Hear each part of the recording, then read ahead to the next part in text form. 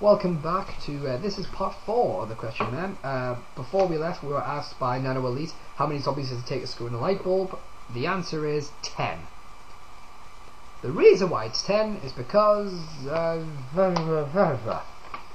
anyway, our 16th question comes from Akuruku is Love, who asks me, if I was really going to kill you, would you like me to tell you when you're going to die?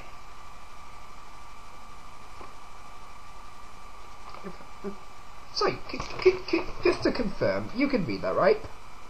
It's right there. That question there.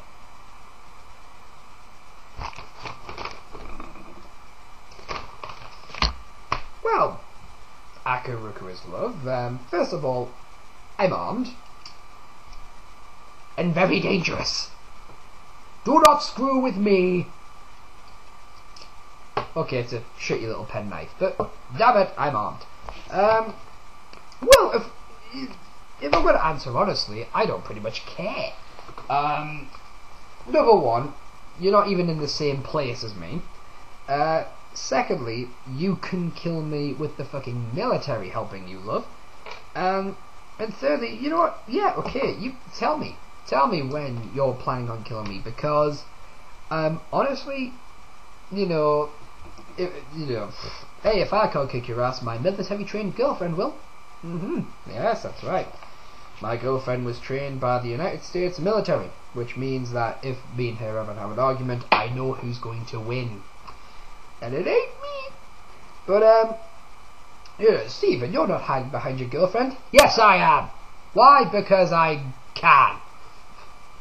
Just consider my girlfriend America and me France. But in all seriousness, people have sent me death threats before. People have come in my face and threatened to kill me. And look, I'm still here. I've got a few bumps and bruises and permanent injuries along the way, but I'm still okay. So if you were really going to kill me, would I like to know when you were going to kill me? Yes, I would love to know, so I can place a huge bet in it and make me loads of money when you're unable to accomplish that task. Ha! Anyway, moving on to our next question is from unknown sources. Someone I don't really speak to that much. Oh, that's my Skype going there. That's my co-writer, who I will be mentioning. I mentioned in one of the earlier episodes. She's just saying hi. And completely unaware she's in this video, man. Ha ha ha ha. Anyway, our next question comes from unknown sources. Is someone I don't really talk to that much, if I'm honest with you. But I think we're a admirer of each other's work. He or she asks, would you rather be surrounded by friends but always feel alone, or would you rather be alone and be full of joy? Well, the answer is I'd rather be around friends and be lonely. I think having friends is an incredibly important thing in life. I think being alone is not good. There are some people who are quite happy to be alone. I'm not one of them. I never want to be alone, and I think in time I would know the difference between feeling alone and being alone. So so I'd rather be with friends and feel alone. So our next question comes from XXX Forgotten XXX, friend of mine from the real world, no less. Yes, I can't believe it. Someone I know in real life has asked me, in your honest opinion, has the overall standards of DeviantArt's galleries decreased since you joined? It has somewhat. The standard has gone down in the sense that there is more and more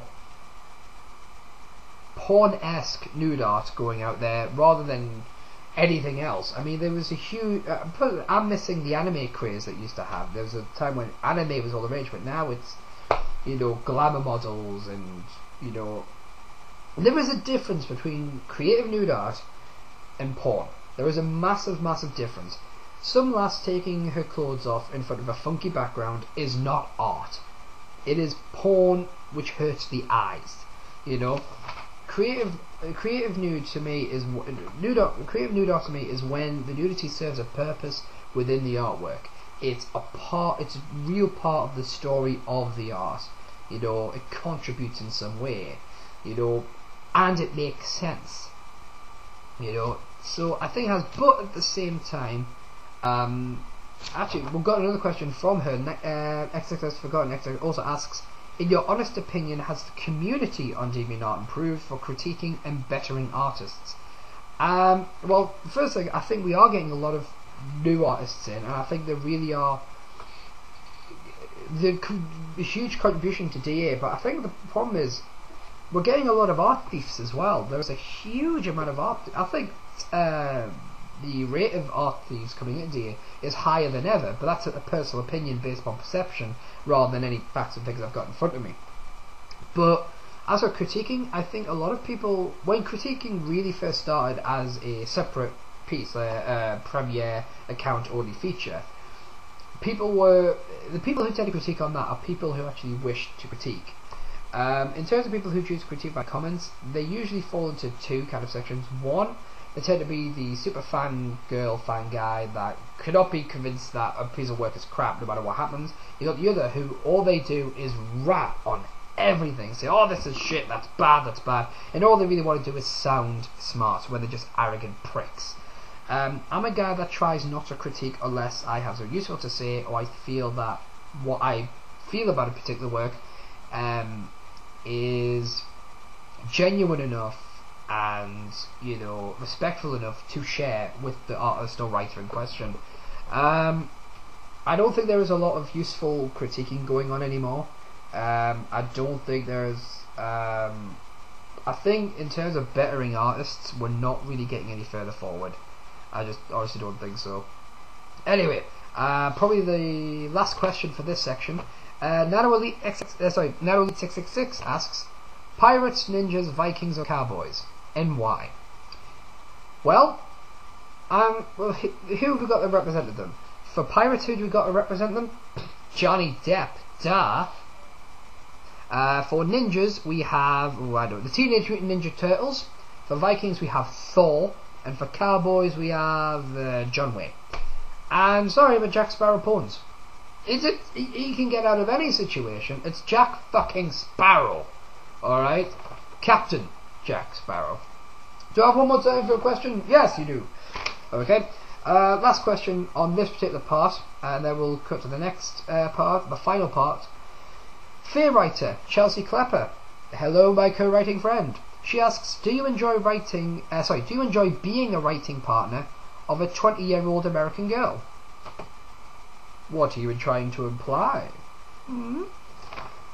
Does it matter that you're a 20-year-old American girl? I don't know. Does it? No. I enjoy it. It's really cool writing with someone with such a creativity and imagination, and a focus for that imagination. A lot of people have a lot of wild ideas but don't have the discipline to get it written down. But Chelsea is really an intelligent woman that is really capable of mapping out where she wants to go, defining what she wants, and following that road. Yeah, she's really good. I tell you what, I'll answer this question in more depth in the next part. So join us for part 5 and hopefully the final part of this 23 question mem. Have fun.